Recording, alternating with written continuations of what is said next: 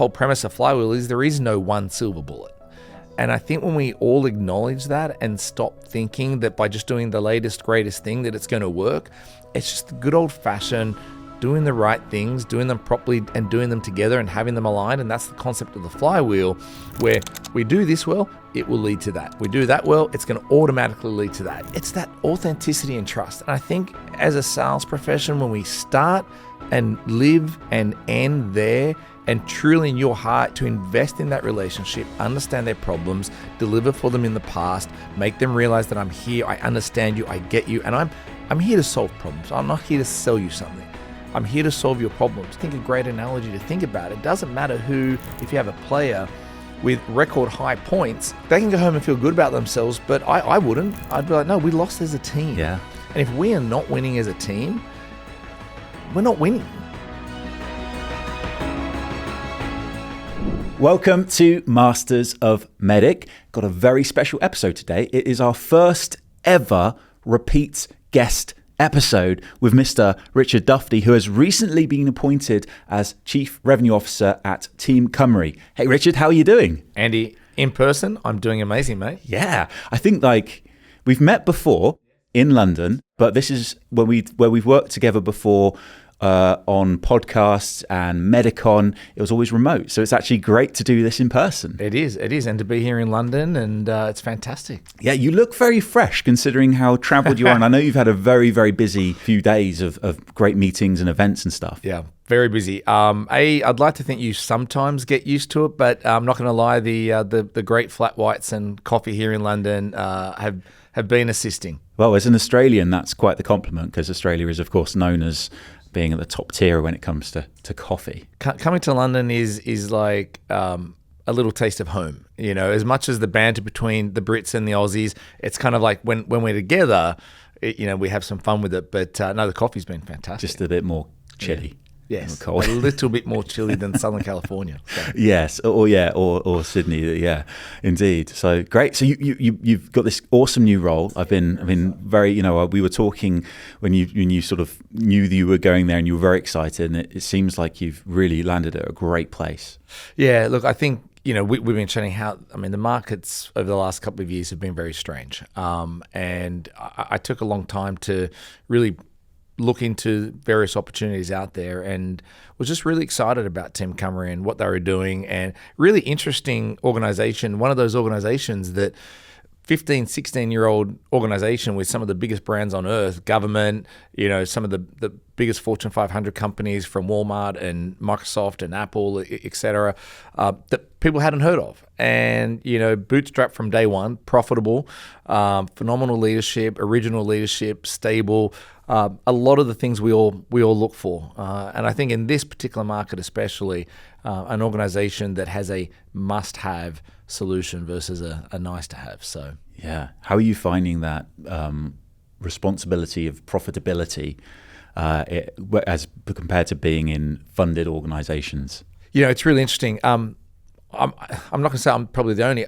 I'm probably a part of a smaller group of CROs. I think over the last 5 years, where I think for 5 years I've been saying the markets are growing too much, that we're expecting too much, and you end up maybe getting there, and we did with many of the companies I've been at that you're familiar with, but at what cost? And I think we're only now seeing the unraveling and the impact of that cost, and the inability to continue doing that, and the roller coaster impact it has on team members, on hiring, on unfortunately layoffs, on just that lack of predictability. One of the things I love about Team Cymru and our board, and we're supported by a phenomenal PE firm out of Boston called Audax, is just the sensibility. Let's go build this company. Let's go continue to build and scale and build something great. But let's build it with a sense of reality. Let's stretch.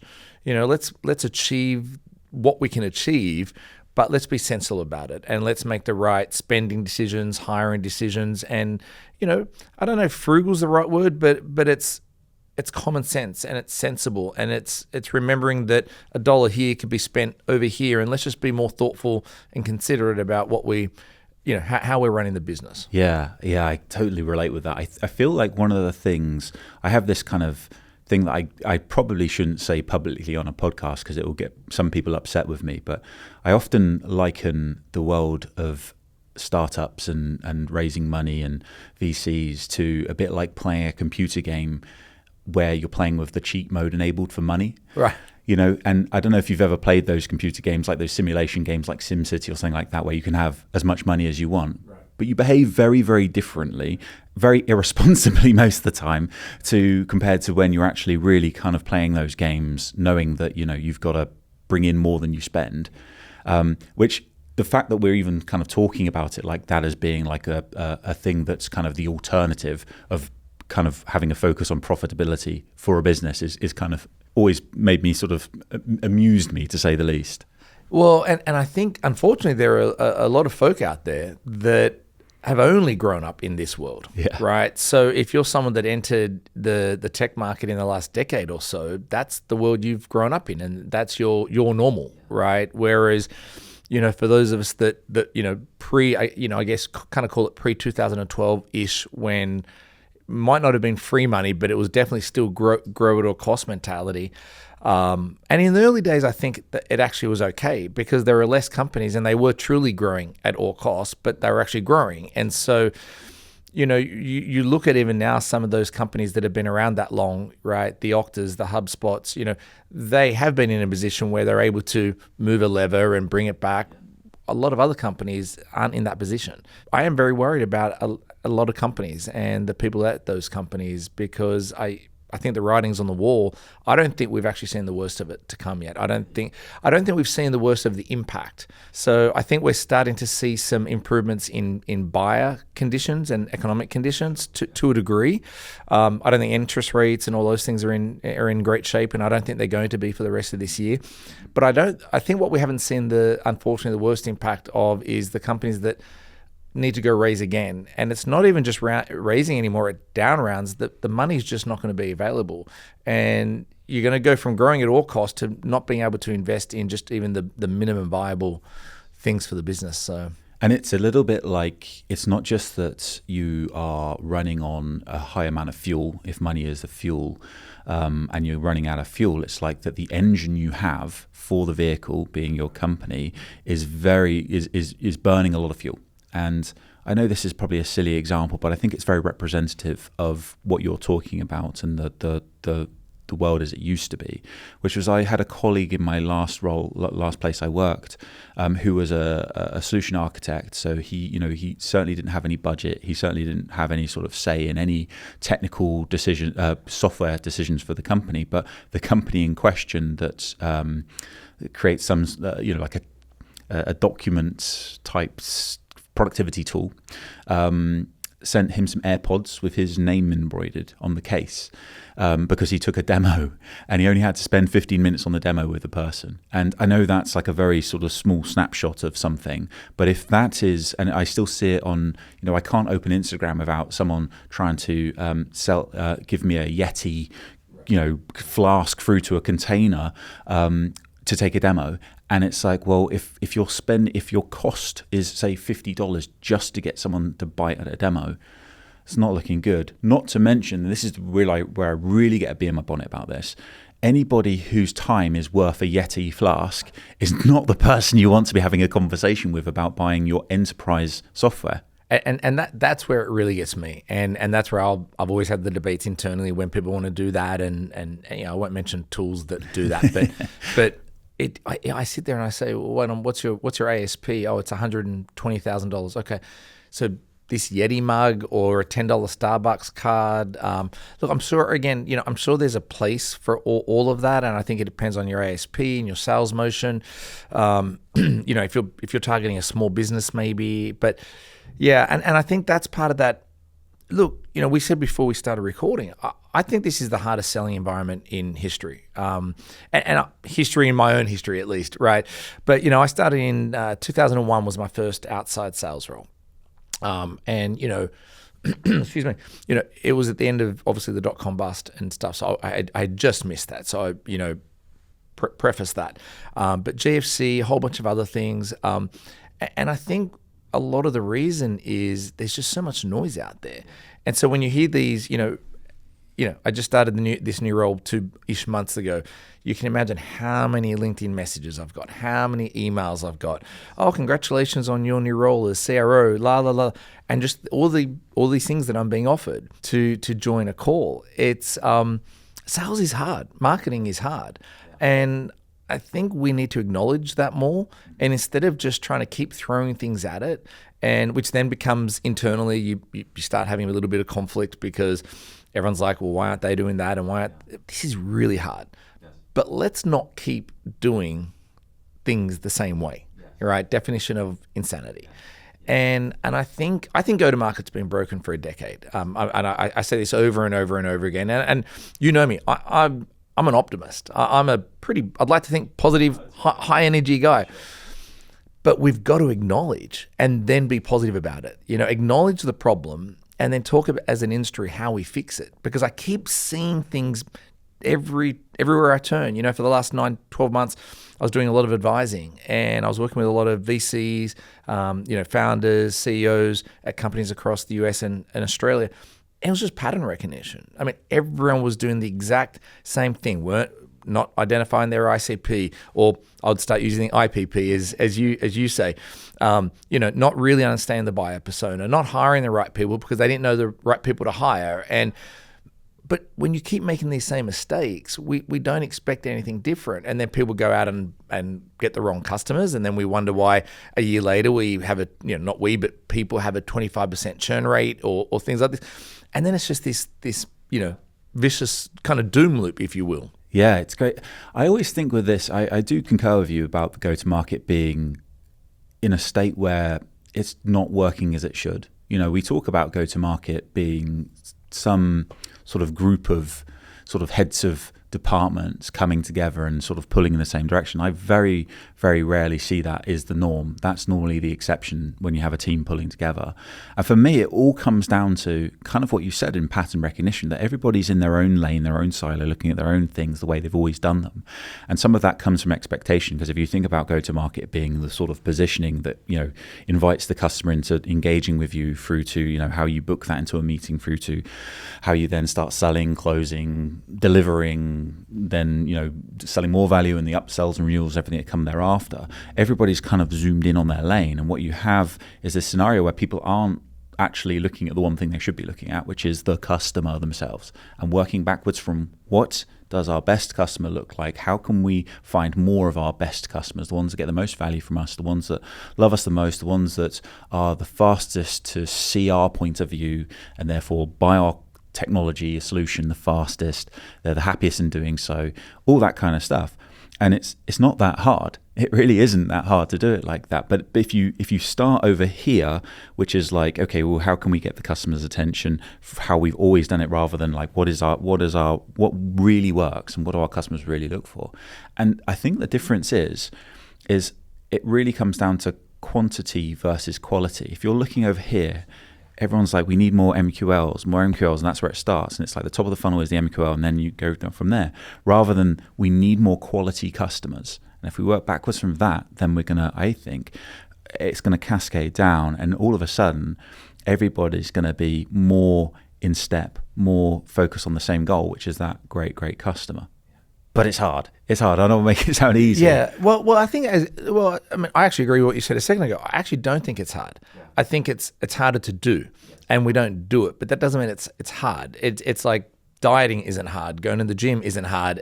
But it's that separation between intent, motivation, and execution, right? But I even wonder if in a lot of organizations there is the aligned intent and motivation. And I think the best organizations we see is when the leadership team is, comes together and is driven by the same incentives, that have the same goals, where it drives all the way down to compensation across different roles. And are people rowing in separate boats or the same boat? I love the boys in the boat analogy, right? It's there isn't 8 people in a boat. There's a boat. It's the boy in the boat, right? And I think having that mentality of we are all in this together. And I've always agreed with the mentality of marketing can't hit their numbers and sales fail, or vice versa. Sales shouldn't be able to hit their number, but marketing didn't hit theirs, right? We should only all be excited when we all hit the number. It's not okay if an individual sales rep hits their number and is like, oh, look at me, especially when you're in a small size organization or a team is only hitting their number. We are Team Cymru. I always use the sporting shirt analogy, right? It's your name's on the back, the logo's on the front, the emblem's on the front, the team's on the front. You play for the team.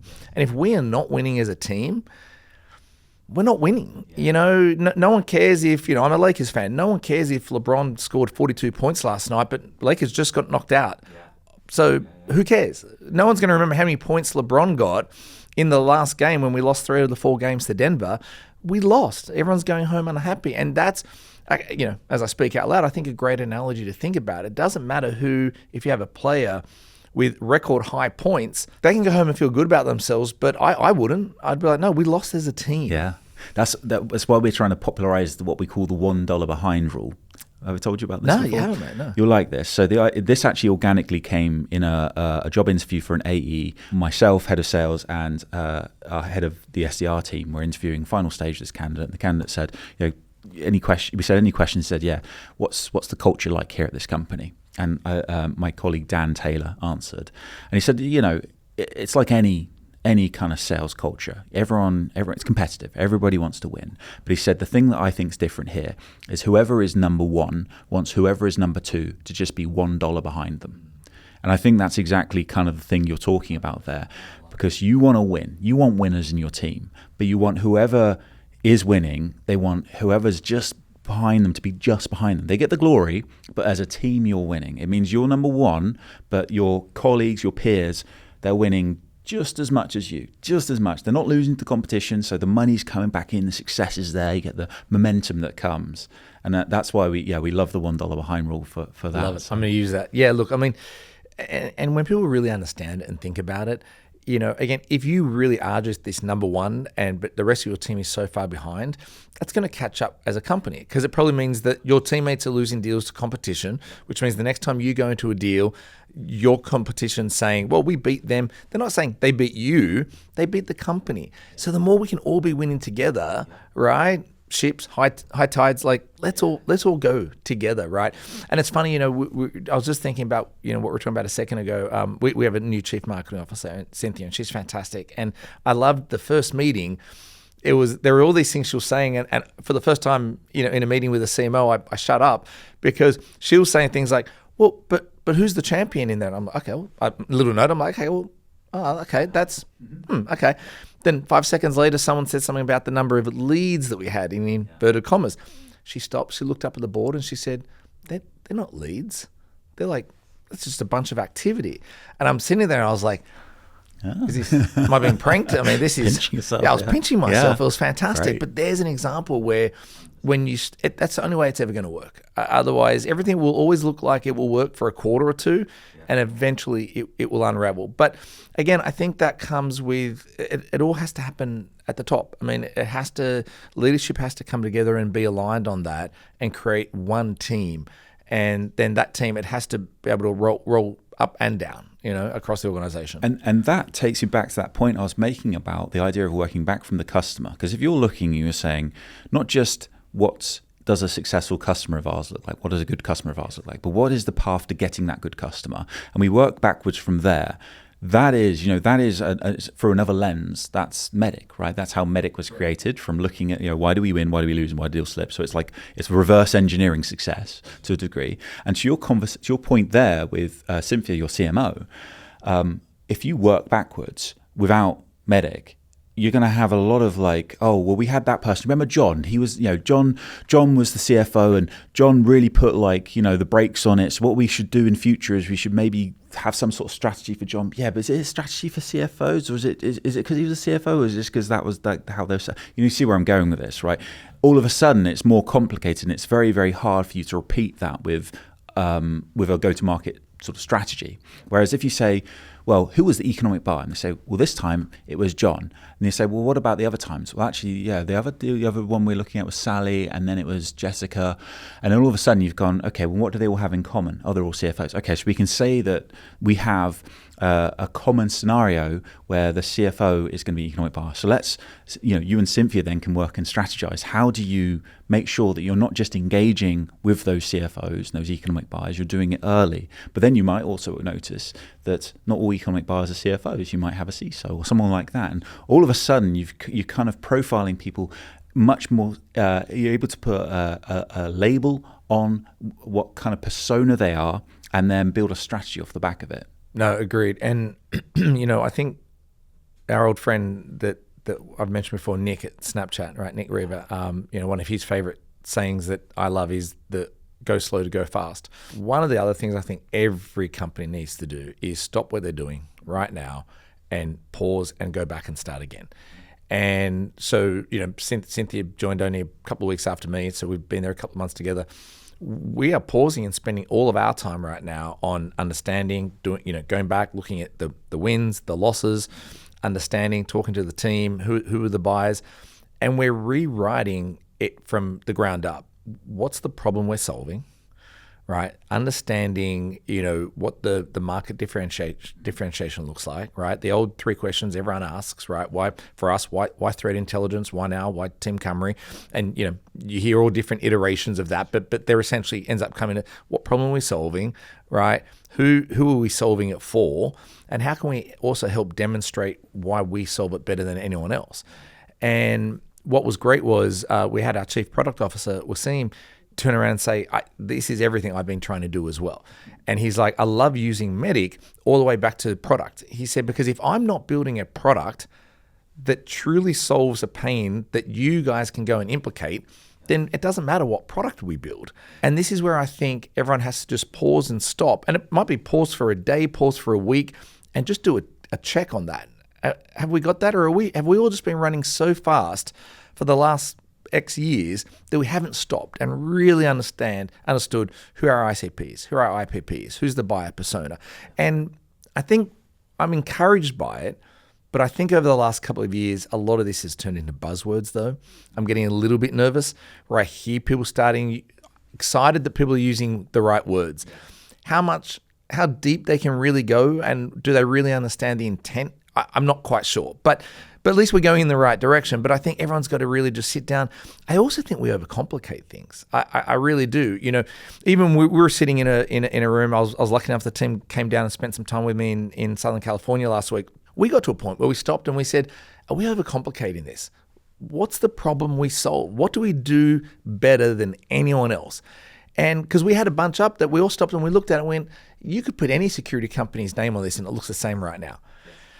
And it was something that I had said back at Arcos as well, where at one point we were just like, this is what we do. We do this better than anyone else. Let's just call it what it is. And then that fed over to the demo deck and the pitch deck. And it's, let's stop talking about all this other stuff. Let's hit them in the eyes right up front. This is what we do. This is what we do better than anyone else. And this is why it's going to benefit you. Is this something that you'd be interested in? I love that. Yeah. And as we've talked about, we've been working on this program to basically extend MEDDIC to be a value framework. And that's been over 3 years in the making. I've been thinking about that as like taking up a lot of my thoughts for a long time.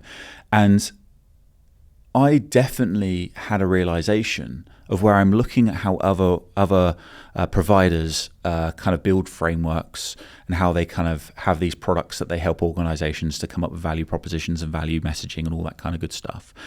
And I'm kind of looking and going, okay, well, that's how they do it. So ours has to be sort of if we're going to do this and sort of win where they're trying to compete with us, then we have to have we have to be at the same level. And the thing that I quickly came to realize is that one of the things that a lot of those organizations are doing, it's their business model, is making you reliant on them.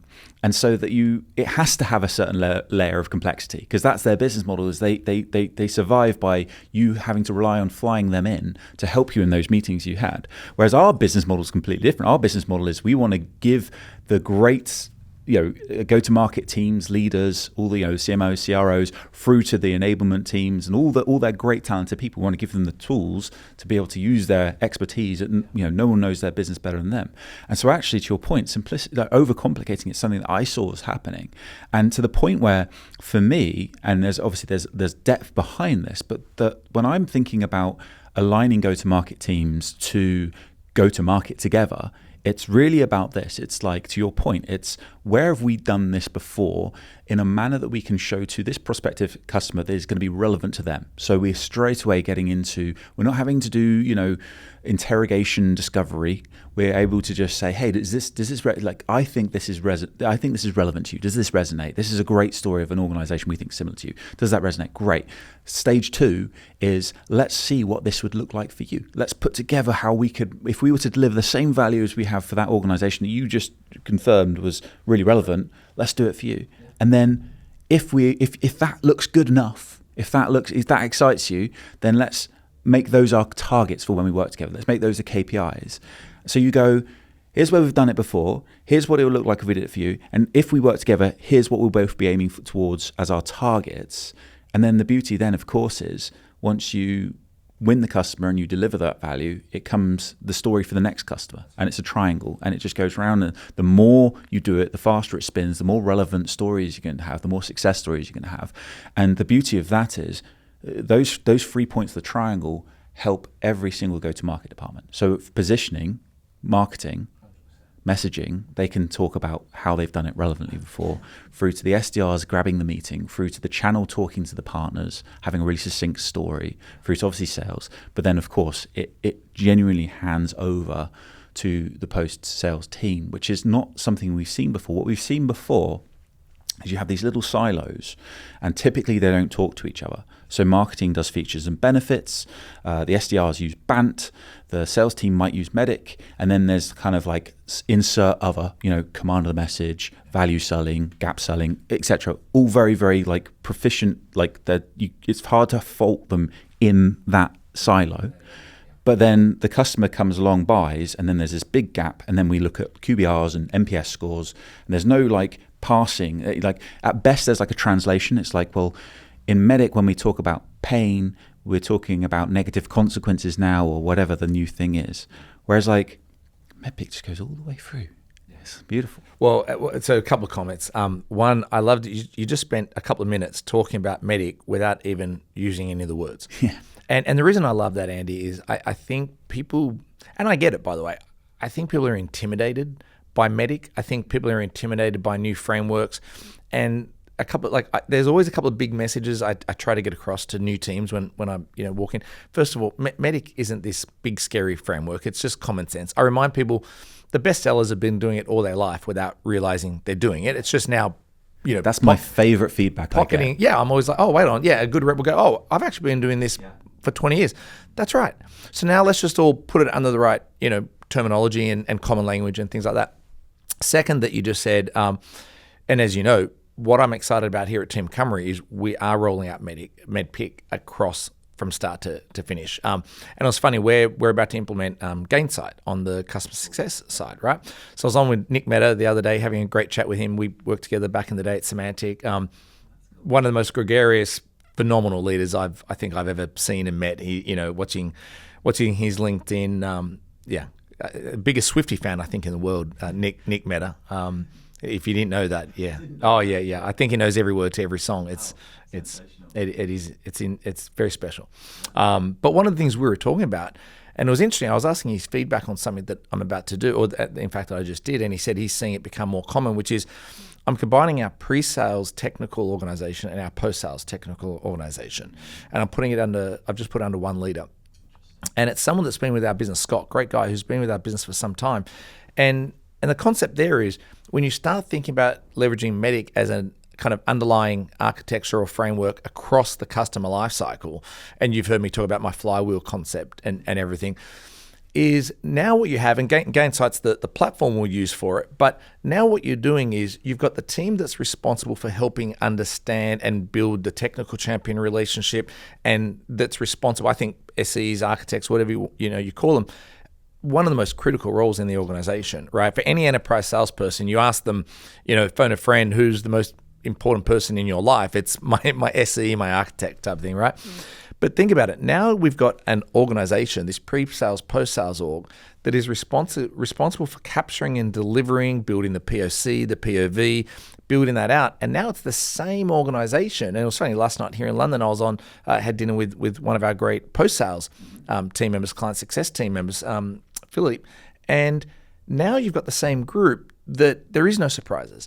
And every organization, he shared with me last night, but every organization I've been at, you get the poor team that gets thrown the ball, but no one told them the rules or where we're going or what we're doing or what's the value here, what were we meant to deliver.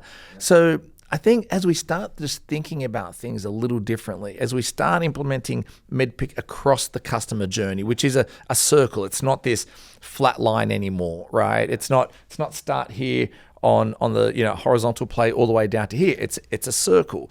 And so when you think about putting MEDDIC around the circle, you start thinking about different roles that you could start leveraging with that as well. And I think it starts getting exciting. Yeah, for sure. And it really fills a lot of those gaps that exist that create the problems that we talked about with the go-to-market before.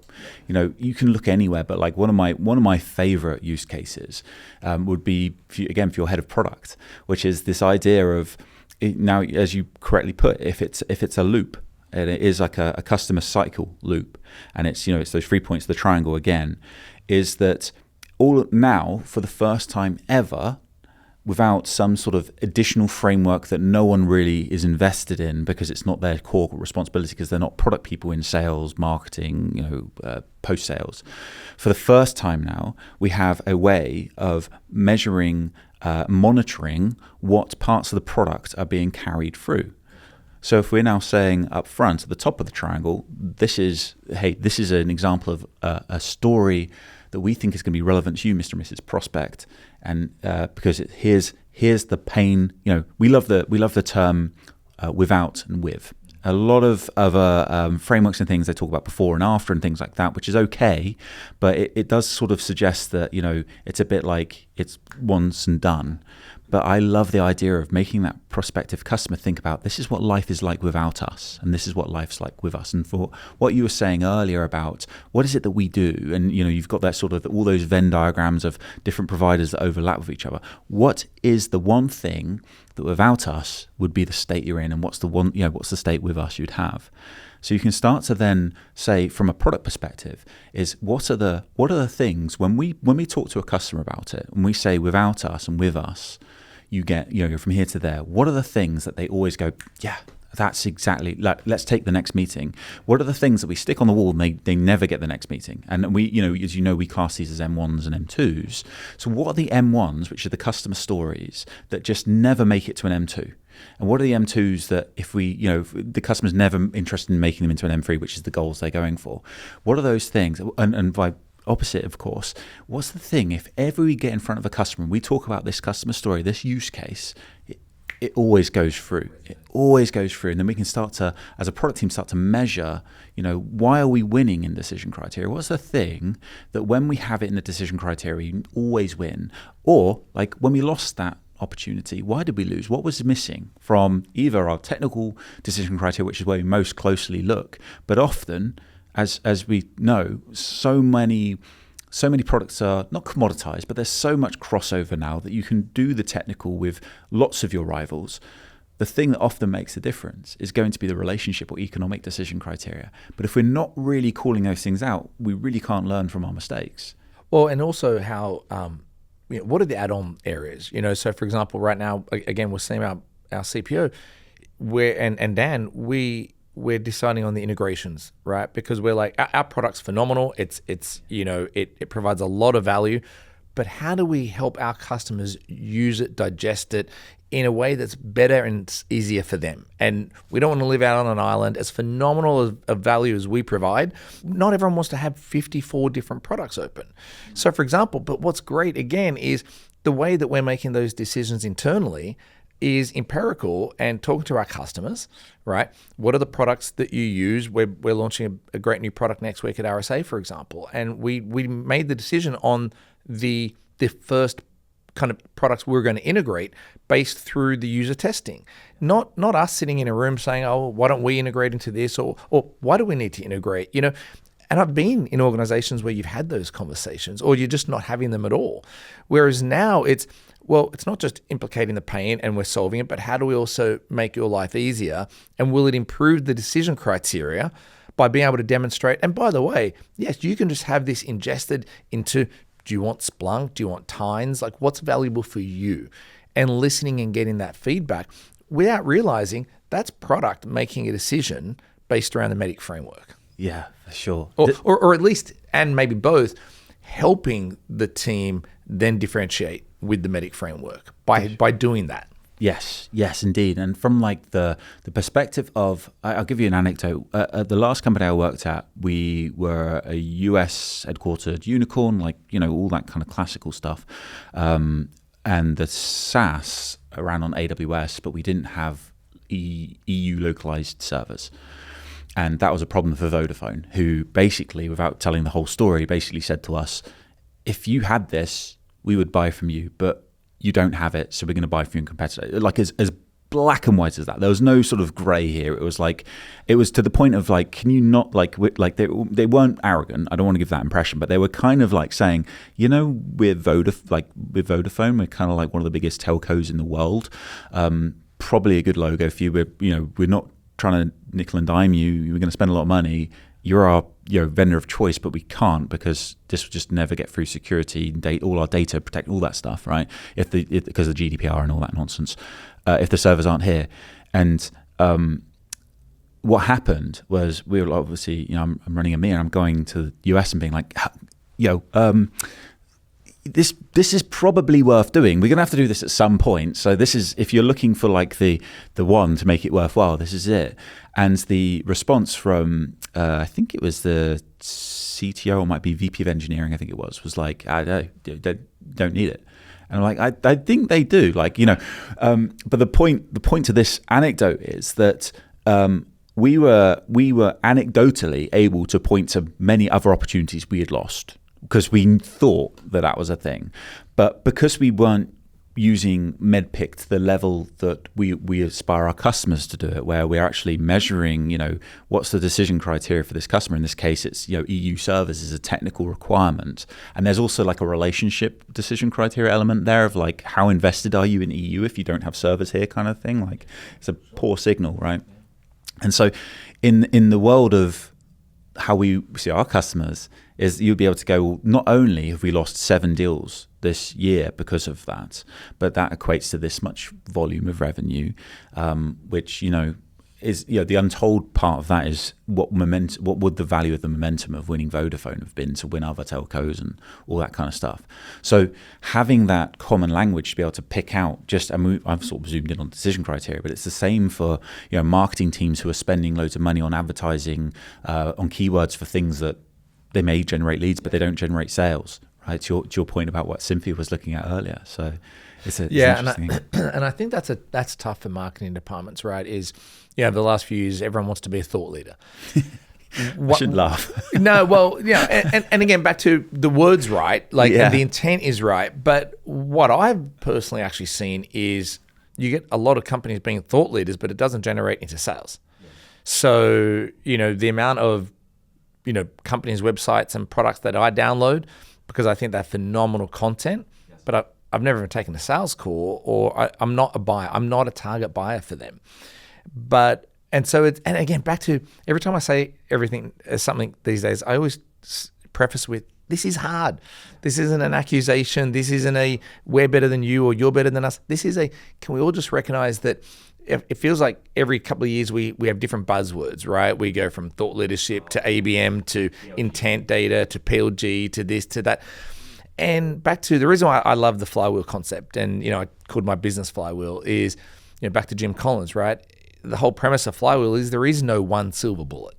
Yes. And I think when we all acknowledge that and stop thinking that by just doing the latest, greatest thing that it's going to work, it's just the good old fashioned doing the right things, doing them properly and doing them together and having them aligned. And that's the concept of the flywheel, where we do this well, it will lead to that. We do that well, it's going to automatically lead to that. I think a lot of people don't realize the concept of the flywheel.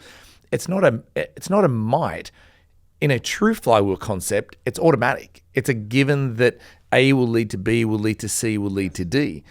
But yeah, it's hard. But well, it's funny you mentioned a term there, which was just a sort of a throwaway descriptive term you used. But I'm going to zoom in on it a little bit because it's something I've been thinking about a lot. Which is, you mentioned old-fashioned.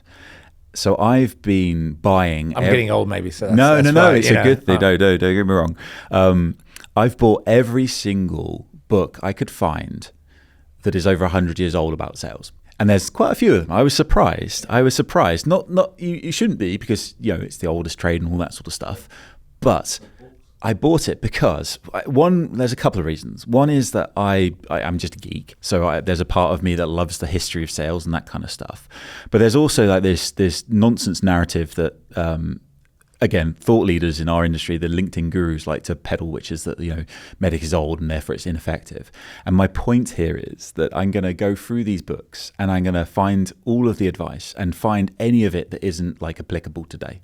Because like so far, I've looked for a few of them that it's all just rock solid advice. Of course, contextually, sometimes it's wrong, but it's it's super relevant advice. It's super good advice, and I think the reason is, and it's not complicated at all, it's really obvious, is as much as people try to, for their own interests, try to state that people buy for different reasons or customers are different, they're really not. They're just looking for value. That's it. They're not looking for the cheapest price. They're not looking for they're looking for the most value for money, which might be the fastest to implement, the time to value. Everyone has their own reasons, but that's why it's so important to get to what value is for the customer. And professional selling has always been about getting as close as you can to understanding how you can bring the most value to the customer, and that's it. And so, when you're saying what you said there, I'm totally in agreement. But it's so it's so sort of in line with just thinking about the customer first and working back from there in a really authentic way too. I think that's the difference. When I look back over my career, people that I've looked up to, salespeople that I look up to, the best ones are authentic as well. They're not looking for the latest gimmick, the latest trick. Look, like we said, I've not read the books you just mentioned, but my gut, just from having read some old books, or I was listening to a podcast the other day that was talking about what was his name, Zig, and listening to some of his old tapes, and so I watched a short YouTube, and again, the style's different, the time's different, but the underlying message is still the same. It's how do I help someone get what they want to do done, whether it's in their personal life, in their job, and along the way, technology will change, a fax machine will come out, a thing called email will come out, we'll have ABM, we'll have this. But if you rely on that, I think what we're all seeing over the last few years, if you rely on that, that will go away. But the underlying principles will never go away.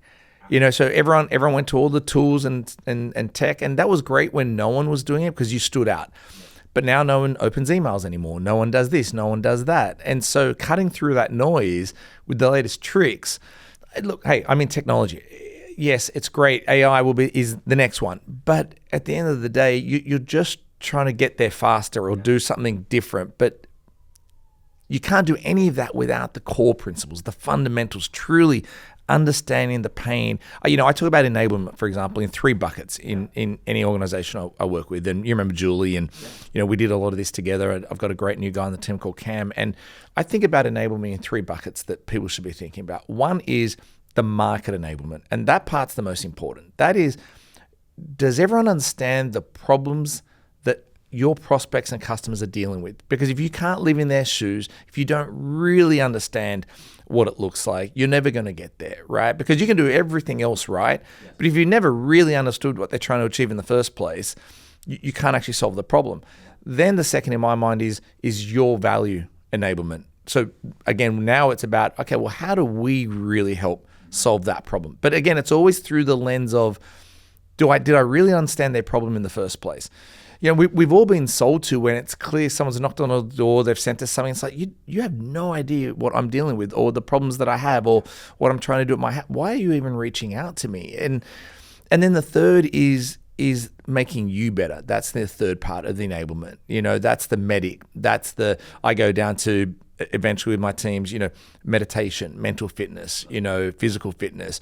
These are all the differentiators in my mind now, not the latest, coolest tech stack. That's not going to change the game at the end of the day. No, absolutely not. And something you said a second ago, I spent 3 minutes yesterday morning over a cup of coffee looking through some direct mail that I got. I got a brochure through from a company that provides, like, what do they call it? Device as a service. So they if you're a startup, you get your laptops from them and they handle that sort of stuff. And I sat there thinking, I was trying to figure out how we could do it because it was so effective. I was thinking, I think they've got an easier challenge than I have because they can just send it to the office.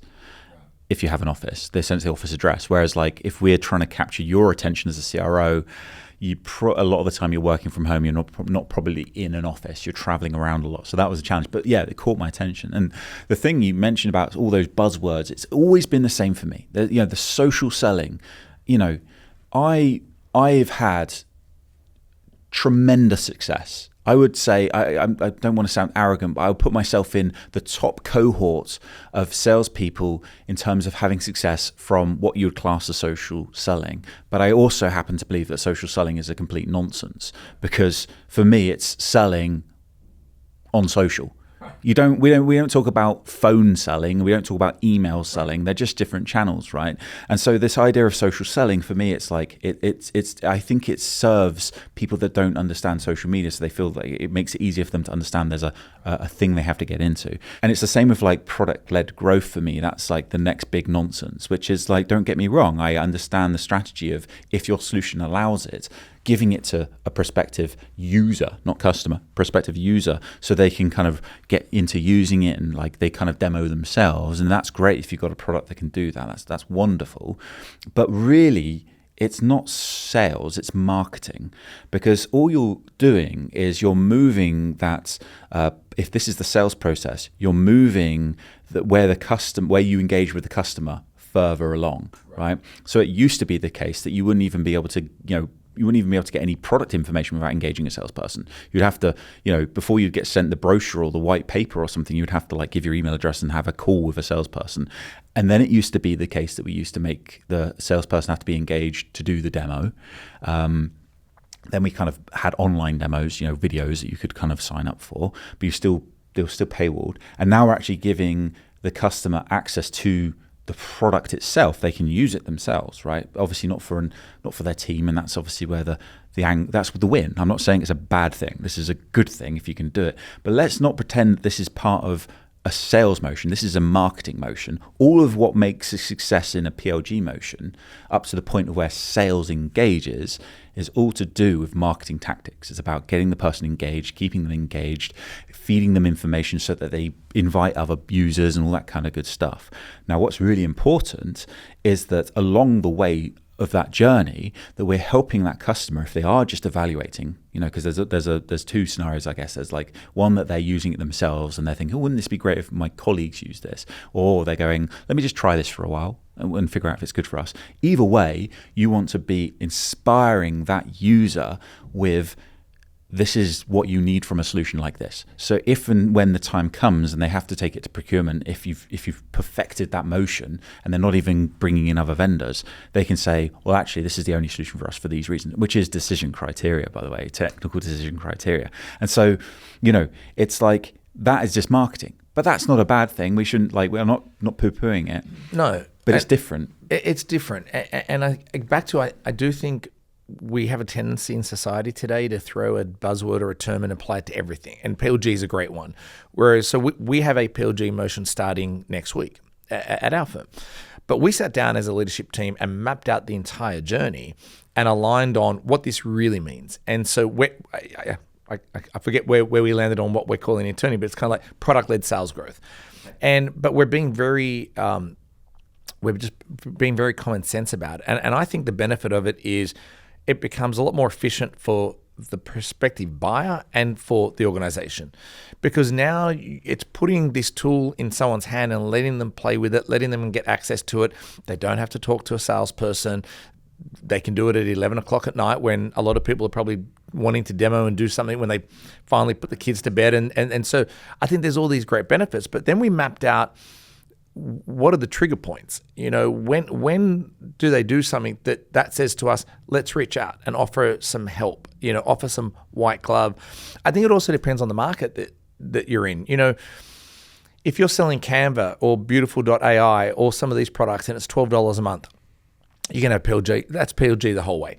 Monday.coms. Now, I was at SaaStr last year and, Monday.com founder was there and he was even saying, yes, we were PLG, but we're not anymore.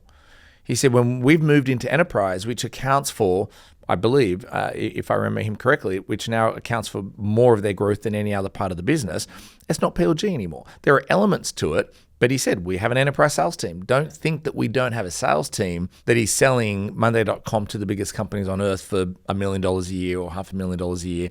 But I think it's phenomenal. And I think instead of people kind of getting into a debate of does PLG work, does PLG not work? Again, it's, well, what are you trying to solve for? What's the market? Who's the target buyer? What are you looking for it to give you in the motion? And I believe in our case, for example, it will give us tremendous amount of new pipeline. But the other nice exciting thing is it'll be qualified pipeline. So back to your earlier comment, which I'm so big on, is the quality over quantity. So now when we actually see people coming through, they've used the product, they've got value out of our product, they're realizing, wow, I can use this really easily, intuitively. And when we see that, we're going to be able to reach out to them, it's going to be reaching out to someone that has already got value and understands what we do, but they need some hand holding to get over the line. And to me, that's beautiful. That's a phenomenal coming together of product marketing and sales. Yes. And the thing with quality over quantity is it's flawless. There is only one flaw with quality over quantity, and that is it requires more investment of time. Right. Pretty much only time is the thing. And time is an important asset. It's the most important asset in our industry, right? And so what we really need to do to make sure we're not wasting time is to make sure we're really qualifying well. Obviously, it's back to MEDDIC.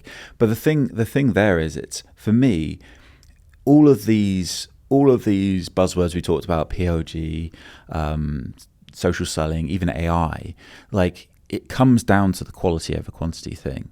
Because, AI is an example. Like, I think, I actually been doing some research on this lately, and there's some really funny stats out, or really funny predictions out there. Like in 2015, Forrester predicted that 20% of US B2B salespeople would be made redundant by 2020. They were predicting a million people in B2B sales would lose their jobs because of the digital evolution, that customers no longer wanted to deal with salespeople. I think it's Gartner that said that 73% of people don't want to engage with salespeople. They want a demoless, a rep-free, I think was the term, experience. And that was that might have been 2019 or 2021, I can't remember, but not that long ago, yeah. Right? And there's a HubSpot report that said that only 3% of people find salespeople trustworthy. All of these things for me are issues with quality, because in every single one of those instances, you would not prefer a rep-free or a digital experience without a rep if it was what valuable. We know. Yeah, that's if right. There's quality that's there. Right. You wouldn't find, the best, one of the traits of the best reps is how they're able to not instantly, but they're able to instantly build credibility that leads to trust. And so quality is the only way to do that. There is, and one of my bugbears a little bit about why I've like, of course, like anyone, I'm into AI. I see all of the advantages. I can see where we're going. Don't get me wrong. I'm not like a Luddite. But for me, one of the things that really stand out as a benefit for salespeople is putting the time into the research. So of course, you may now, instead of reading the whole annual report, you may ask the AI to summarize it for you. Yeah, 100%. And there's wins there, but I do also feel there's a line there. I'm not sure. It depends on each person. It depends on the scenario where you cross it. But some of my best work is done in where I kind of go in my imagination, the kind of the daydreaming I do when I'm reading an annual report or I'm researching something. I'll think, oh, I wonder if that is like this person. And all of a sudden I've linked this customer's problems to the other organization who I've helped before. And all of a sudden I'm building this bigger picture that makes me have much more context, which is what really stands out in front of the customer as quality. It's not that I can reel off like bullet points that, ChatGPT's told me about them. It's that I can bring that contextual relevance to the conversation that makes the customer feel like I truly know them, because I have actually put a bit of time in to get to that point. Everything you're describing to me yells authenticity. And so when we hear those stats, like, of course I have a visceral reaction to them as a sales professional, sales leader, but I think it is because that's representative of the transactional sales culture out there. And I think, I look at the team I inherited here at Team Cymru, thoughtful, truly understand the problems, have gone in deep. And when I've met with them, with our customers, it's very clear that there's a strong 100% as I think about this, you just watch the reaction and the relationship between the customer and my senior people. And it's cordial, it's friendly, it's warm, it's trust, it's all those right things that you expect and want from a B2B engagement. I was just in San Diego at a big conference, and Andrea and my team, we probably had 4 or 5 different meetings, and every single one of them, you could see that the customer wanted to be there. They were enjoying it. I watched the dynamics between them, but why? Because she has taken the time to invest in that relationship, understand their problems, deliver for them in the past, make them realize that I'm here, I understand you, I get you, and I'm here to solve problems. I'm not here to sell you something. I'm here to solve your problems. It's like, used cars, or just car salespeople get a bad rap all the time. And I go, I don't want to go to a dealership and just jump in the cars by myself. I think we want that because of the poor experiences. But I've had a lady that I've bought my last 4 cars from, and I love her. I look at her. I was literally emailing her yesterday because my car's due to be released, and the value she provides me. I ask her all the latest questions. Well, what about this? What about that? And I don't walk in there thinking, oh man, I'm back at the dealership. I got to talk to someone. I'm genuinely excited. The once every 3 years where I go there and I chat with her and she helps me, she remembers me, truly remembers, understands where I'm at. Oh, Rich, I know you've got a couple of new little kids, so not really sure if that's going to work for you anymore. It's that authenticity and trust. And I think as a sales profession, when we start and live and end there, and truly in your heart, you are, because I love the way your mind started wandering off there when you're like, well, going into this POV with this big bank, it's funny, we're solving all these other things and they had these, I wonder if they have those. And you really generally, and to me, that's where sales is exciting as well. That's where it's a game of chess. And that's where, doing this for 20 plus years, I still get excited, where you're solving people's problems for them. And that I think I can help you with some things that you might not even know yourself yet. Because I've seen it 20, 30, 40 other times, but I'm going to do that in a respectful, authentic way. Yes, you have to be curious, and curious. If you ask sales leaders, sales professionals, what's like the trait? There's words will come up, but commonly curious will come up, and to be curious, you have to look beyond like the shortcuts. You can't take the shortcuts if you're really curious, because you feel like you'll miss something. You'll feel like almost averse to it because you're like, I don't want to miss those little cues that like those threads I can pull on and they take me somewhere else. So it takes effort. It takes effort. It takes thoughtfulness. Quality. I think if you even think about it, it's like catching up with a friend, right? If you and I catch up once a year and we sit down, and we have a beer, and I'm like, oh, g'day, mate, how's things? You'll give me a pretty short answer. Yeah, everything's great, because I'm not that curious about how things are. But if I literally stop and go, no, Andy, how's this? How's this part of your life? That's right. Where's that? Because now I'm curious. Oh, really? So how did that end up working out? I know that you're talking about trying this. Did the value pyramid thing work? Did the whole wow, Rich, let me tell you about that. Great. Let's now go have a chat. And we're going to go in a direction that neither of us actually know where it's going to go, which will lead to just something special versus, How have you been, Andy? Exactly right. And that comes back as well to your point about the buying the car and having the same salesperson. If there's anything that's commoditized, it's cars, right? And so if you kind of look for a decision criteria lens on that, okay, technical, that's kind of commoditized, because even if let's say you're going for the one car and model, you can go to other dealerships, right? So really what you're looking at is relationship and economic. And I'm sure, economic is probably a bit commoditized as well, because you go to the other dealership, get the same deal. But so it's relationship. And that's what that salesperson is now. But that is the one that's very, very hard to do as a checkbox. You can't go, well, yeah, we've got the sun visor, we've got, this miles per gallon. It has to, they have to put the quality in for that. And so it makes a big, big difference. The curiosity. She understands that I've now got 2 little kids. This now, how are you using it? What are you going to do with it? Versus, our car's better than this car. And it's like, that's not what I asked. It's like, so. There you go. Well, this has been awesome. It's been great.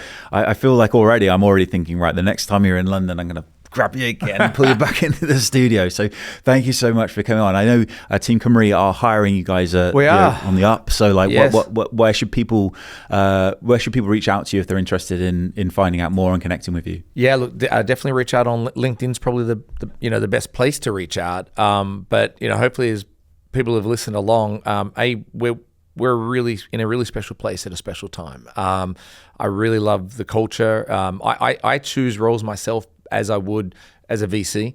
I look at the culture, the people, the direction. I look at the product market fit. I look at the opportunity. And not just the opportunity for yourself, but the opportunity to make impact and value. And we are looking for people that want to make an impact, that truly want to get outside of the buzzwords and truly have purpose and come be part of something really exciting, working with some of the biggest companies on earth. And we have a really, really important mission. We are looking at really helping save lives and making impacts on organizations by leveraging our technology, which is just super exciting. Yeah, like summarize that from what I've seen so far. Best product in the field, best product there is for what you do, but also new stuff coming out as well. It's not like you're not resting on your laurels. We're not resting on the laurels. No, we're broadening our TAM. The products that we have today are used by the biggest companies on earth. But what we're doing is we're democratizing access to that. So to a degree, if we were to have sat on our laurels, only a couple of hundred of the biggest companies in the world could benefit and get leverage from what we do.